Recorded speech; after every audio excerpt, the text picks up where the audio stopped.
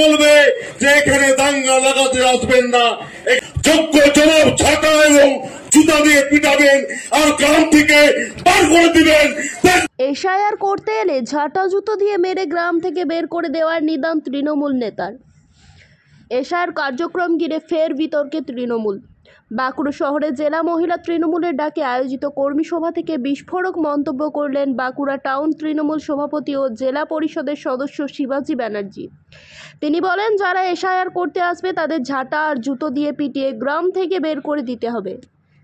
তার এই মন্তব্য ঘিরে রাজনৈতিক মহলে তীব্র প্রতিক্রিয়া।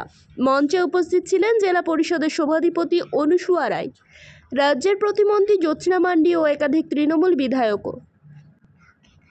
শিবাজির বক্তব্যে কেউ আপত্তি না তোলায় বিরোধীরা প্রশ্ন তুলেছে, এটাই কি তৃণমূলের সরকারি অবস্থান? বিজেপির পাল্টা দাবি, এসআইআর সম্পূর্ণ হওয়ার পর ভুয়ো ও রোহিঙ্গা ভোটারদের নাম বাদ যাবে, তাই ভয়ে তৃণমূল নেতারা উন্মত্ত মন্তব্য করছেন। বিজেপি নেতৃত্বের অভিযোগ, 2026 সালে পরাজয়ের আশঙ্কাতেই তৃণমূলের এমন আতঙ্ক। 1 ইঞ্চি জায়গা এই পশ্চিমবাংলা বাড়িতে এর বায়না দিবে না, এটা আমার দৃঢ় বিশ্বাস। এই বায়না বাড়ি থেকে বেরোবে আর ওই বিজেপিরা যারা এসআইআর করতে যাবে তাদেরকে বলবে যে এখানে দাঙ্গা লাগাতে আসবেন না, এখানে অশান্তি লাগাতে আসবেন না। এই শান্ত বাংলা, উন্নতির বাংলাকে যিনি নষ্ট করতে আসেন, যোগ্য জবাব ছাটা এবং জুতা দিয়ে পিটাবেন আর গ্রাম থেকে বার করে দিবেন। দেখবো সুভাষ বাবুরা আমার তোল যান আর ব্লক ওয়ানে যান। হারিয়ে তো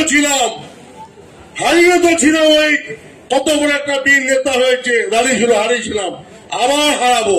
তৃণমূল কংগ্রেস যেভাবে ভুয়ো ভোটার, রোহিঙ্গা ভোটারদেরকে ভোটার লিস্টে ঢুকিয়ে রেখেছে, সেখানে দেখতে পাচ্ছে তাদের সেই সমস্ত ভোটারদের নাম বাদ যাওয়ার ফলে 26-এর নির্বাচনের পরাজয় নিশ্চিত। আর এই পরাজয় নিশ্চিত হওয়ার কারণে আজকে পশ্চিমবঙ্গ জুড়ে বিভিন্নভাবে তারা এসআইআর সম্বন্ধে বিভ্রান্তি ছড়াচ্ছে।